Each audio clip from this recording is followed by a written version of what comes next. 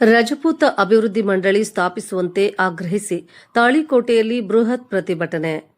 ಆರ್ಥಿಕ ಹಾಗೂ ಸಾಮಾಜಿಕವಾಗಿ ಹಿಂದುಳಿದಿರುವ ರಜಪೂತ ಸಮಾಜದ ಶ್ರೇಯೋ ಅಭಿವೃದ್ಧಿಗಾಗಿ ರಾಜ್ಯದಲ್ಲಿ ರಜಪೂತ ಅಭಿವೃದ್ಧಿ ಮಂಡಳಿಯನ್ನ ಸ್ಥಾಪಿಸಲು ಸರ್ಕಾರ ಆದಷ್ಟು ಬೇಗ ಕ್ರಮ ವಹಿಸಬೇಕೆಂದು ಪುರಸಭೆ ಮಾಜಿ ಸದಸ್ಯ ಯುವ ಮುಖಂಡ ವಿಜಯ್ ಸಿಂಗ್ ಹಜೇರಿ ಸರ್ಕಾರಕ್ಕೆ ಆಗ್ರಹಿಸಿದರು.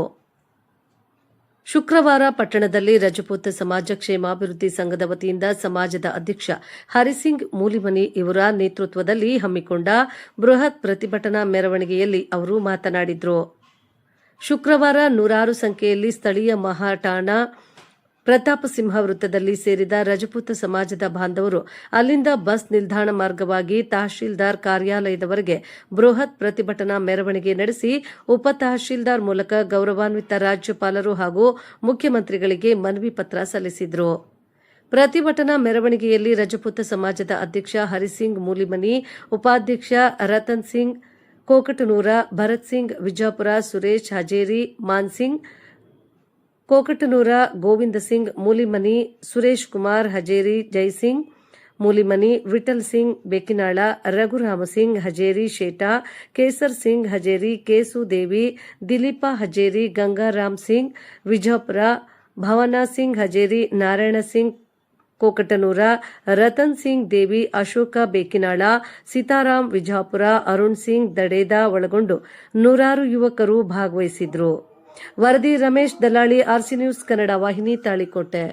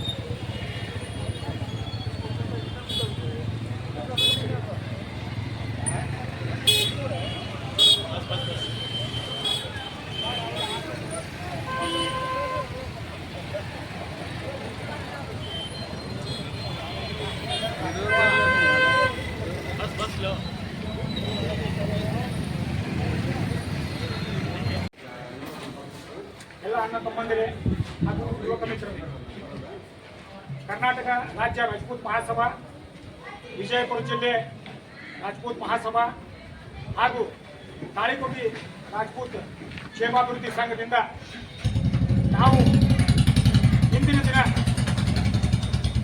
ತಾಳಿಕೋಟೆ ತಹಶೀಲ್ದಾರ್ ಕಾರ್ಯಾಲಯ ಮೂಲಕ ಈ ರಾಜಪೂತ್ ಸಮಾಜದ ಏಳಿಗೆಗಾಗಿ,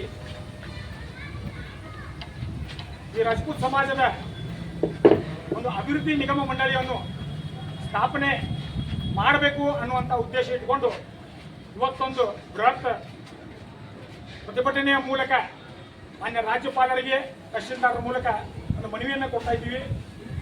ರಾಜಪೂತ್ ಸಮಾಜ ಕರ್ನಾಟಕ ರಾಜ್ಯದಲ್ಲಿ, ಕನ್ನಡದ ನೆಲದಲ್ಲಿ, ಈ ನೆಲದ ನಾಡಿನಲ್ಲಿ, ಈ ನೆಲದ ಜಲದಲ್ಲಿ ಎಲ್ಲರೂ ಒಕ್ಕಟ್ಟಾಗಿ ನಾವು ಈ ನಾಡಿನಲ್ಲಿ ಸುಮಾರು ಸಾವಿರಾರು ವರ್ಷಗಳಿಂದ ಬದುಕುತ್ತಾ ಬಂದಿದ್ದೇವೆ. ಈ ನಾಡನ್ನೇ ನಮ್ಮ ತಾಯಿಯ ಮಾತೃಭೂಮಿ ಎಂದು ಭಾವಿಸಿ ನಾವು ರಾಜಪೂತ್ ಸಮಾಜ ಇಡೀ ಕರ್ನಾಟಕ ರಾಜ್ಯದಲ್ಲಿ ಕರ್ನಾಟಕ ರಾಜ್ಯವನ್ನೇ ನಮ್ಮ ಮಾತೃಭೂಮಿ ಎಂದು ಪರಿಗಣಿಸಿ ನಾವು ಇವತ್ತು ಈ ಕರ್ನಾಟಕ ರಾಜ್ಯದ ಕ್ಷೇಮಾಭಿವೃದ್ಧಿಗಾಗಿ ಹಗಲಿರುಳು ದುಡಿಯುತ್ತಾ ಬಂದಿದ್ದೇವೆ. ನಮ್ಮ ರಾಜಪೂತ್ ಸಮಾಜ ಅತ್ಯಂತ ಬಡತನದಲ್ಲಿ ಇರತಕ್ಕಂಥ ಸಮಾಜ.